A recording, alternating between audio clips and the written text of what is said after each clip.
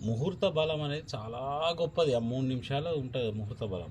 ఆ టైంలో ఆ జీలకర్ర బెల్లమా అది ఏదైతే ఉంటుందో బ్రహ్మ, అది మెయిన్. జీలకర్ర బెల్లం పెట్టడం అనేది మెయిన్ ముహూర్త బలం.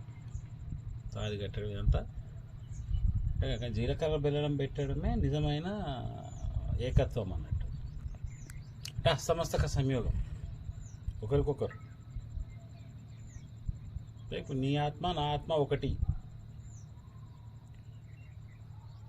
అని ఆ ఆత్మస్థానానికి పెడతారు జీలకర్ర బెల్లం ఇండియన్ ట్రెడిషన్లో.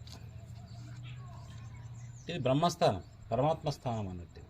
ఒకరి పరమాత్మ స్థానం మీద ఒకరు చేయి పెట్టి మనం ఇద్దరము ఆ